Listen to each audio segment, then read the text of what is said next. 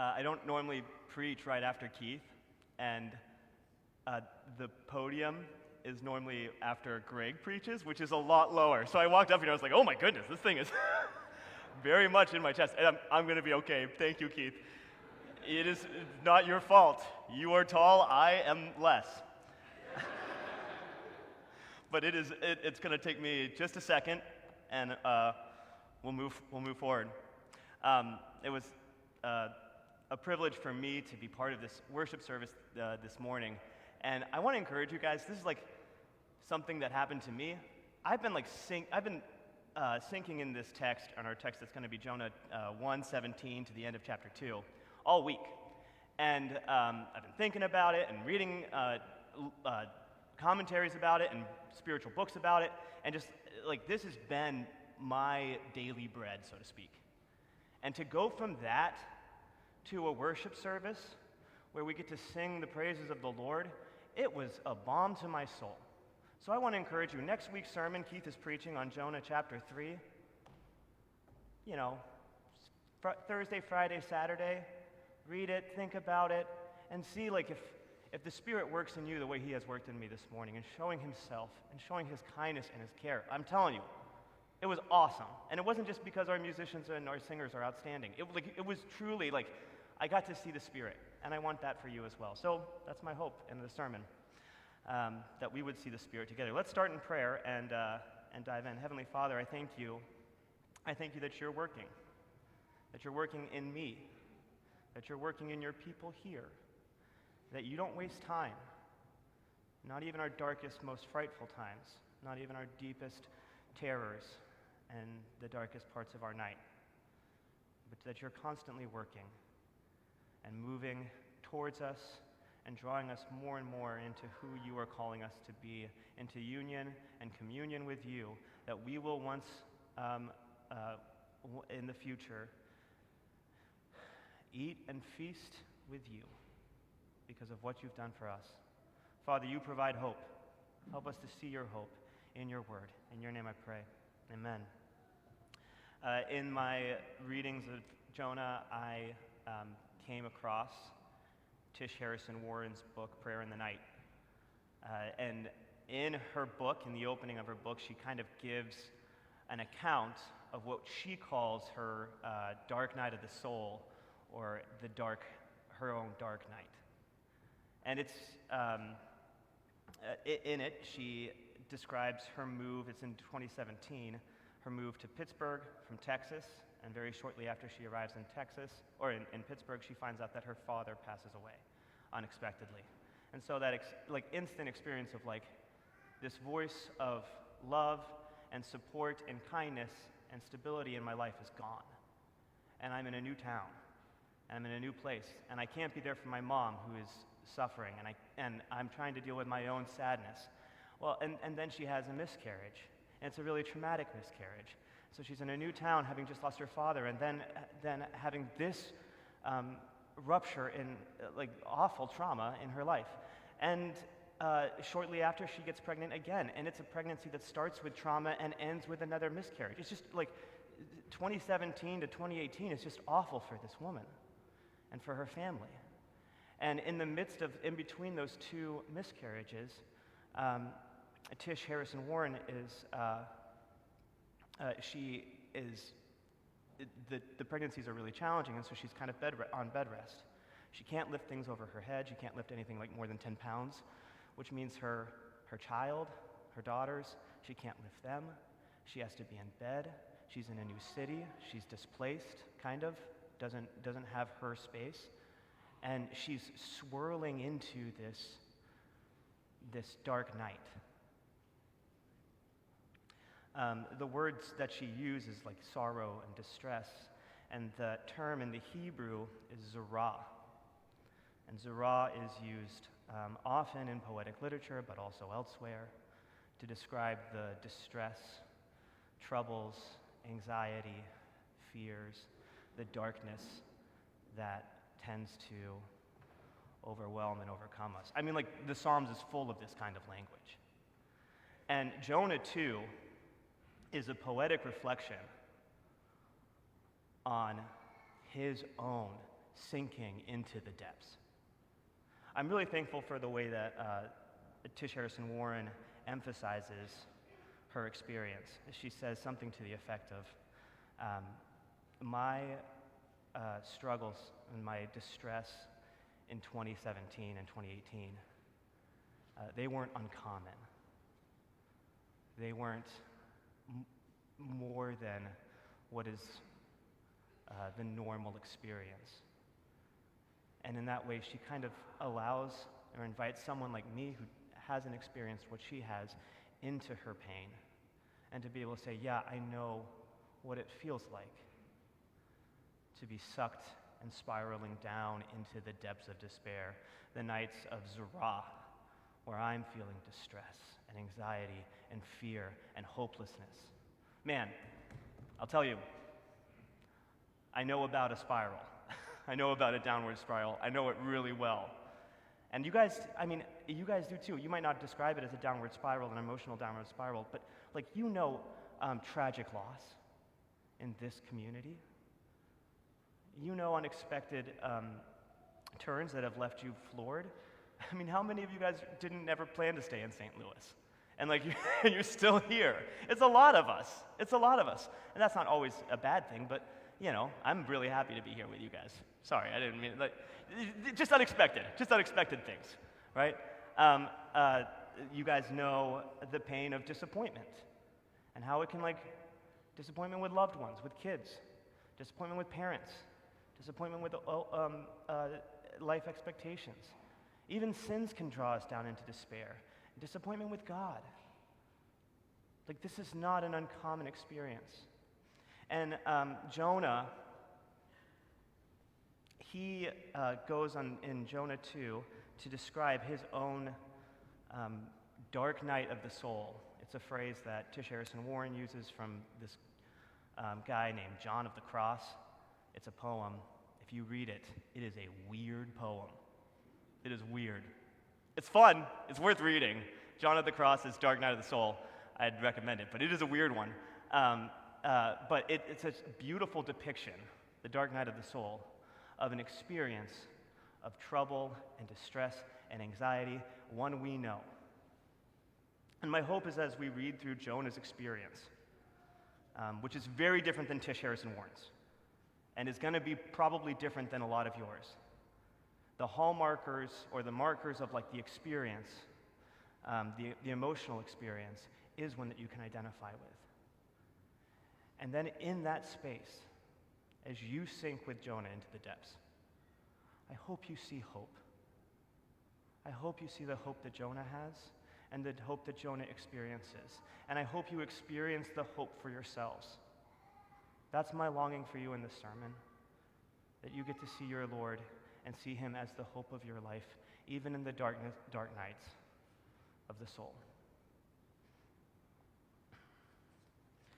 So let's read our text, and I'll give you some backdrop to the book of Jonah.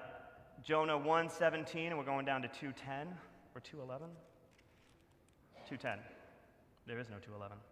But the Lord provided a great fish to swallow Jonah, and Jonah was inside the fish 3 days and 3 nights. And from inside the fish, Jonah prayed to the Lord his God. In my distress I called to the Lord, and he answered me. From the depths of the grave I called for help, and you listened to my cry. You hurled me into the deep, into the very heart of the sea, and the currents swirled about me. All your waves and breakers swept over me. I said, I have been banished from your sight. Yet I will look again toward your holy temple. The engulfing waters threatened me. The deep surrounded me. Seaweed wrapped around my head. To the roots of the mountains I sank down. The earth beneath barred me in forever. But you brought my life up from the pit, O Lord my God. When my life was ebbing away, I remembered you, and my prayer rose to your temple. Those who cling to worthless idols forfeit the grace that could be theirs. But I, with a song of thanksgiving, will sacrifice to you what I have vowed. I will make good. Salvation comes from the Lord. And the Lord commanded the fish, and it vomited Jonah onto the dry land. What an end of a chapter. Okay. let's try and figure out where we are coming from in Jonah, because his distress, as I said, is not like that of Tish Harrison Warren's. His is vastly different. So he is a prophet in the land of Israel, and God comes to him and says, hey, I have a mission for you. And Keith has talked about this last week. I have a mission for you to go to these people and to proclaim my words to them. And Jonah's got major beef with that. He's got a major problem with that. It's mercy to a people that doesn't deserve it. It's the word of God to a people that are not God's own people. Jonah is having like the experience of, hey, Lord, we're not doing so great here in the northern tribes. We're not really worshiping you all that great right now. We kind of need your word to us. Why would you send me to them? What's going on? These people don't deserve your mercy. They don't deserve your love. And your people desperately need it. What's the deal? And Jonah is furious. Recently, Asher, Kellen, and I, and the younger boys too, watched Lion King. And you know how in Lion King, Simba has the song, I Just Can't Wait to Be King? And it's kind of like his ostentatious emphasis, like, well, when I'm in charge, I get to do what I want to do. And I think my favorite character in Lion King is Zazu, which is, fine. But Zazu has this line where he says, if this is where the monarchy is headed, count me out. Out of service, out of Africa, I wouldn't hang about, right? And that is Jonah here. I'm out, dude. So he goes down to Joppa, gets on a boat, and is sailing for Spain, as far away from his people and the mission that God has called him to go to as he can get. He is out, he is done. And the rhythm of Jonah 1 is that Jonah went down to Joppa. He boarded a ship, and he went down into the bottom of the boat. And in the bottom of the boat, he fell asleep and had a deep sleep. And down there, which, by the way, Kellen and I did not get a lot of sleep last night. And I remember when Keith was talking about the deep sleep in the bottom of the boat, I was just like, oh, Lord, please. Life with kids is wonderful and sleepless. Please, some sleep. Anyway, down in the bottom of the boat. And there, the storm arises. And the sailors come down, and they're waking up this distressed, sleeping man who is walking away from everything, has just had it with God, and has gone down, down, down into the pits of despair. And the sailor comes and is like, yo, sleeper, get up. We're going to die. Pray to your God. And Jonah stands on the side of this boat, prayerless. He can't pray. He doesn't pray. He won't pray to his God. And all of the sailors are freaking out. Hey, I'm a sailor, kind of. I sailed small boats for a long time in Southwest Florida, and I only ever sailed on bays. When sailors are scared of a storm, that's a big deal. Because sailors, not like me, but like real sailors, they know storms. This is their vocation. They know the sea. And when they're saying, hey, we're going to die, that's bad news. That means you're toast.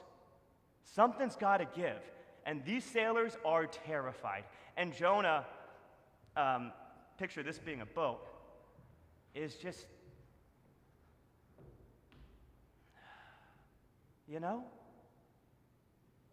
so emotionally done that he can't even take in the danger around him. So walking away from his God and so uncaring about his God that he won't even pray.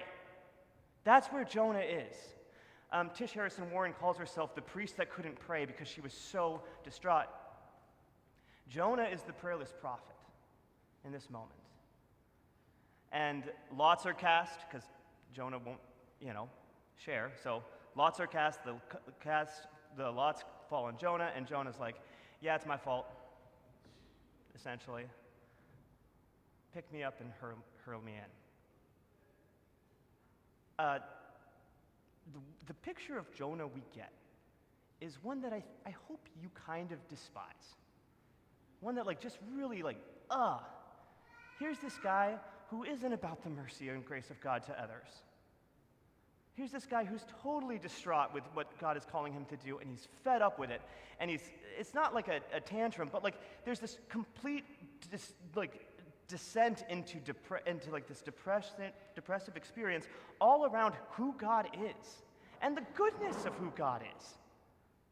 He can't take it. He despises it. And so he like sinks down into the bottom of the boat, and then on the side of the boat, he's like, throw me in. Just throw me in. And it's almost like he's a martyr for his own cause. And so the sailor's like, we're not going to throw you in. That's ridiculous. We're going to try and sail out of here. And they can't, which Keith covered. And so they do throw him in. And then continues the downward descent of Jonah. And the word that is repeated 3 times in the next 6 verses, they're actually different Hebrew words, but they are all translated the same in the NIV, is the term into the depths. In my distress, I called to the Lord, and he answered me. From the depths of the grave, literally the belly of death, or the belly of Sheol, I called for help, and you listened to my cry. You hurled me into the deep, into the very heart of the sea. And then in verse, where is it? I wanted to say 6.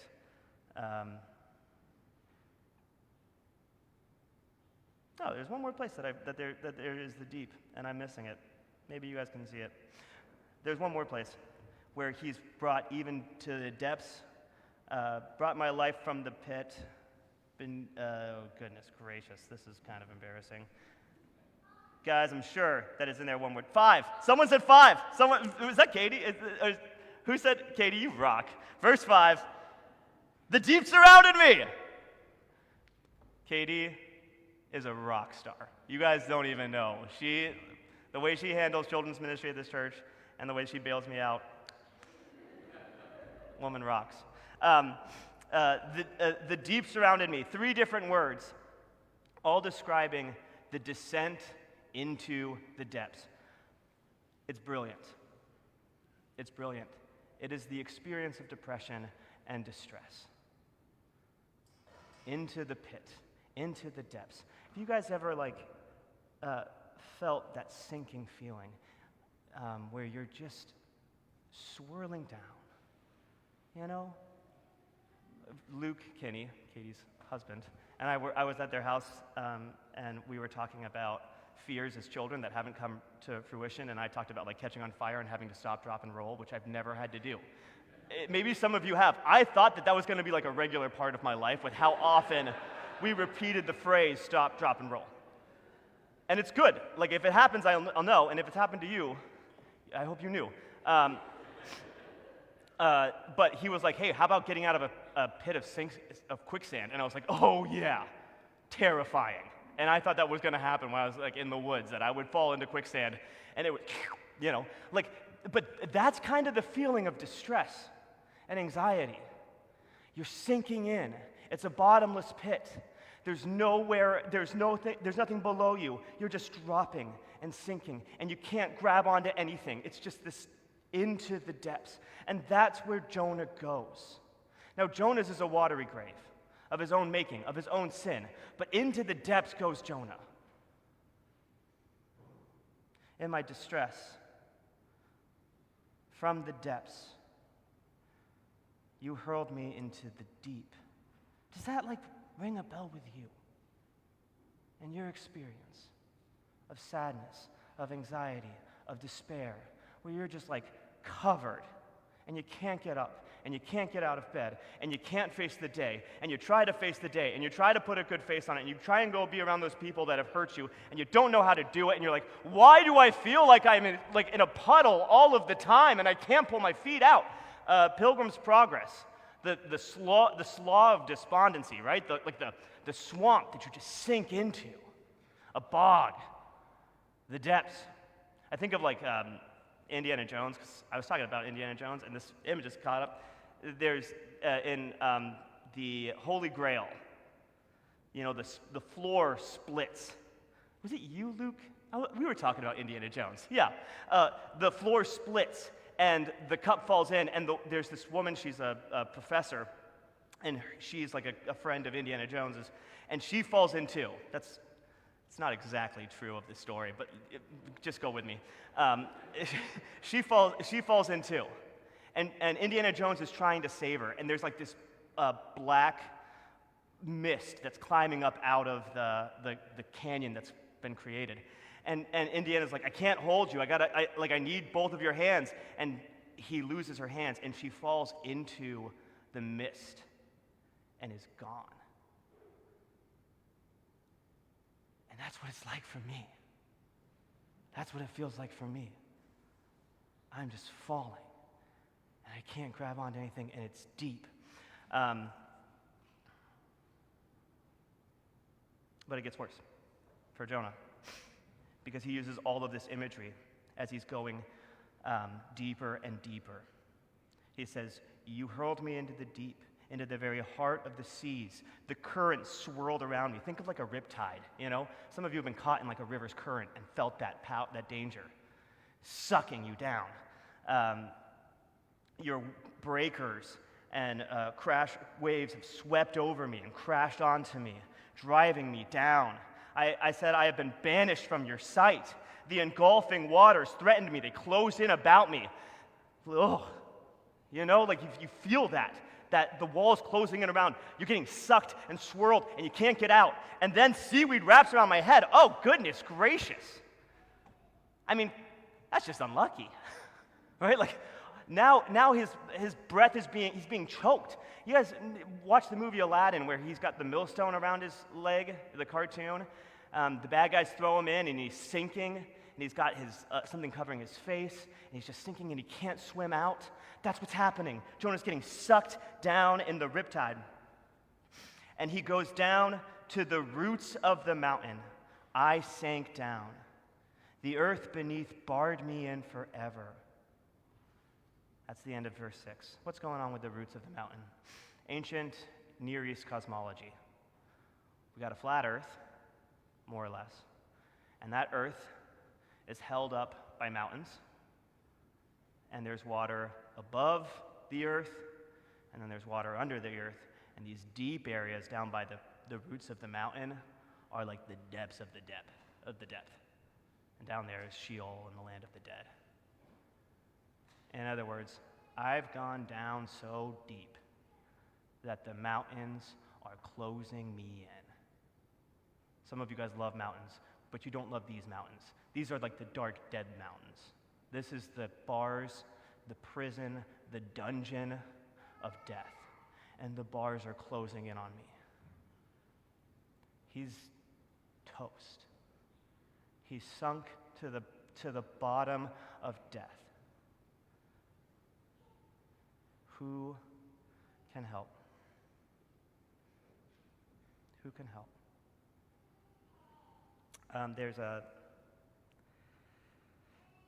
So surfing is something that I love, and I'm very bad at it, and I will surf on very, very small waves because bigger waves scare me. But, you know, I can live through a lot of other people's stories. And there are these surfers that go to Portugal, and they surf the waves of Nazaré, and I've talked about them here in illustrations in the past, and there's some kind of like canyon that allows these waves to get to 90 feet. Massive waves. And the last sermon illustration where I use this, there's some dude surfing it, and it was so cool. It was a good illustration. Proud of myself. But as I've like continued watching videos, I got this other one, which is not so cool, about like one of the thrill seekers who wipes out. And like when you wipe out on the waves that I surf, you hit your butt on the ground, and your head's still up out of the water. Like when this guy wipes out, 90 feet of water crash on top of him, and he's driven to the depths of the canyon. Right? He cannot see. He doesn't know which way is up. It's so dark. He's spinning. Somehow he comes up. And as his head crests, the next wave. And I'm telling you the story so you know he survives. But the next wave crushes him, and he's down there again. And he talks about just trying to swim out of darkness, holding his breath, feeling like he's going to burst in death. This is the depths, guys. The depths. It's very physical in Jonah's story, but it's very emotional in my story, where I experienced the distress and the depths. And who can save us? Who can save us? One of the words for the deep is like a play on a Ugaritic god named Tiamat, who's like the god of the deep and the god of chaos. And he's bad news. And for there to be life, Tiamat has to be defeated, and then life can flourish away from his destruction. Right? So there's this cosmic battle where Tiamat is restrained so life can happen. Otherwise, chaos in the depths will just eat life. And that's the one in verse 5. The engulfing waters threaten me, the deep surround me. Seaweed wrapped around my head. But Jonah's not like falling into polytheistic belief. Notice in verse 3. Who is the cause? You, verse 3, you hurled me into the deep. And later in verse 3, all your waves swept over me. All your waves and your breakers, the you pronoun in Hebrew is in both of those terms, swept over me. This is not the God of the sea that's doing this to Jonah. This is not even his own emphasis in sin or stubbornness that he is like naming. And who threw Jonah off the boat? It was the sailors. Why would he say God did it? But it's because he sees, even in his distress, the only hope in his distress is that as he's going down to the depth, that there is a God who is in control of all things and knows exactly how deep the depths are and can split them at a moment. The one who hurled Pharaoh into the depths, that's the last place that you cast my soul, or you hurled me into the deep. Last place that hurled is used is with God hurling Pharaoh and his chariots into the depths of the sea. This is like God's judgment. Now, I got to be careful because I've made all of this about distress. And I don't think I know why God is working this in Jonah. I don't get to say why God is working this in you. I don't. And anyone who does tell you that, guys, anyone who knows the pain, can name the pain that you're experiencing and link it to what God is doing, yeah, thank you. Be careful. Be careful. People will tell you things that are just so painful and so hurtful about why God is doing this or that. I only know in Jonah because it's like God's revealed word, and he kind of tells us why. In your life, I don't know why, but I do know this. That God is sovereign over all that happens. He is the God of all history. He is the God of every wave, of every breaker, and of every deep place. He knows it all. He orchestrates it all. He is the Lord of all. And in your deepest distress, friends, that is your only hope. That is it. There's nowhere else you can hang your hat. That God knows how deep the depths are. That God knows where the bars of death hold back your loved ones, hold back the people that you care about, and he can command them to open and pull you out. That is your hope. A God who is near in our pain. A God who is in control in our pain. It's not Tiamat, it's not just chance, it's not just badness. There's a God who loves you. And he is near in your pain, and he sees your pain, and he can control and command it to cease.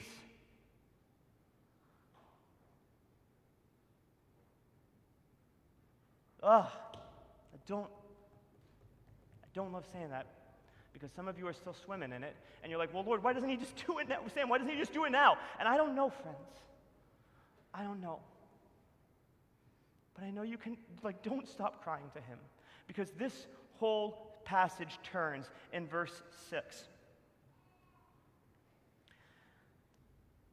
But you, Elizabeth Achtemeyer emphasizes, but Yahweh brought my life up from the pit. O Lord, my God. Remember when the sailors were like, pray to your God. Pray to your God. And Jonah can't. Here he emphasizes, O Lord, my God. Almost like you are mine. You are my God. You brought my life up from the pit. When my life was ebbing away, I remembered you, Lord, and my prayer rose to your holy temple. Those who cling to worthless idols, that's me, forfeit the grace that could be theirs. Those of you, like me, who look to your hope in other things, forfeit the grace that could be there. What's that term, grace? It's the most beautiful term in the Old Testament. It's this term called hesed. And it describes the love of God, the love of Yahweh himself, the never-ending, never-breaking, what's the Sally Lloyd-Jones description of love? This is a steadfast, loyal, merciful, gracious love that just doesn't stop for you and for his people. Hesed, he is the God of loyal covenant love. Those who cling to worthless idols forfeit the grace that could be theirs. Forfeit the grace that is Jonah's. Jonah's grace. What? The dude who runs from grace. The dude who can't stand the grace given to somebody else. It's his only hope in this moment. Notice throughout this prayer, there is not a repentance. There's not a moment of confession. There isn't a moment where Jonah says, hey, Lord, I messed up. I should have obeyed you and your commands. I'm sorry. That doesn't happen. He just says, help! Because and it was probably kind of like that, a little bit more gaspy, water more around. Because the weeds are growing around his face. He just cries, help! Guys, I got to tell you, there was this time when someone I loved was going through some really bad stuff. And that person's still going through some really bad stuff. I was in my church office, and someone called me and told me, in my church, right over there, that person shared their anxiety about the situation, and there was absolutely nothing I could do. Absolutely nothing I could do. And I love this kid. I love this kid a lot. And I didn't know if he was going to make it through the day. He wasn't going to die, but make it in the things that he was dealing with at the time. And there was, I just felt what the heck, Sam? What does a pastor even do? Because this person calls me, and literally, there's nothing I can do. I just am sitting at my desk. And so I just started crying and saying, help, help. I couldn't even name the prayer.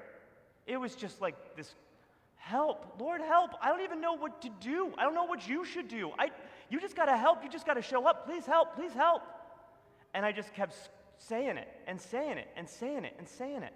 It was awful. There was no part of it that was fun. The student made it through the day and did what he needed to do that day.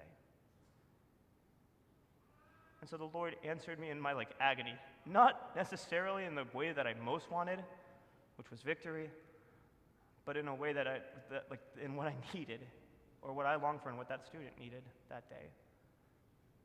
And so I know the feeling of hey, help.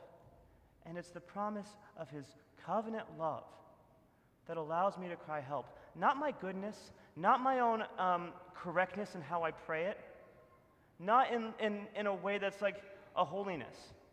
It has nothing to do with my goodness. But the Lord does hear my cry for help, and he hears your cry for help, because that's what Jonah says. My prayer rose to your temple. You brought me up, my life up from the pit, O Lord my God. The descent down to death and the pull up. We're almost done. Oh, geez. I should be done already. It's fascinating because Jonah's not the kind of guy I want to take on.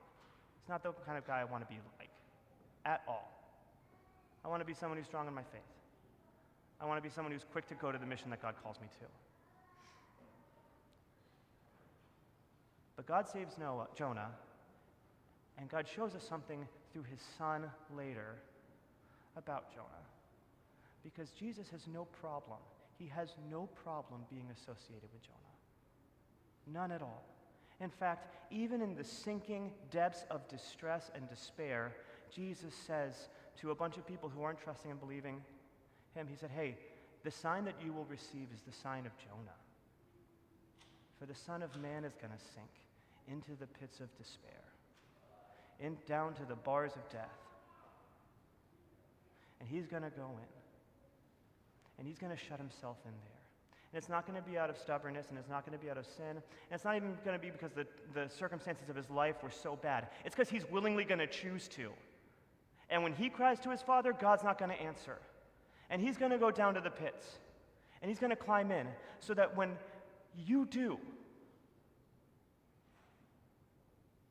you can know the salvation of our God, who calls Lazarus from the tomb, who picks up the dead child of the widow, the one who can destroy the bars of death and bring many captives to glory. Friends, when you lose ones that you love, it's not game over, because our God knows the depths, and he went and sat in them for 3 days in the belly of a tomb. And he comes out and he bursts forth in life and in victory. And he says the gates of hell are not going to overcome my church. They're not going to bar my people in. No, you will have victory over death. You will have victory over the depths, because I did. And when you sink into them, you live into me. And I am so unified with you that I feel your pain, I know your pain, I experience your pain because I've lived it. And I lived it so that you wouldn't be stuck in it. I lived it so you could be free and that you could have hope. It's not a silver lining. And it doesn't mean things are going to get better today or tomorrow. And I don't know, but it means that you have a God who loves you, associates with you, and has died for you and has saved you from that end to bring you to new life. The fish's pronouns change. Isn't that fascinating? In 17, Jonah was inside the fish 3 days and 3 nights. You know, it's a male fish. Kind of scary. Guys. In 2:1, from inside the fish, Jonah prayed to the Lord his God. That's a female fish. And when you have the belly of the male fish, the inside parts of the male fish are where digestion happens. The belly of the female fish is the womb. And in Jonah's death, he experiences new birth and then gets vomited out. You're not going to get vomited out, friends. You're not going to get vomited out. But you do have a Lord you can trust, who has given it all for you.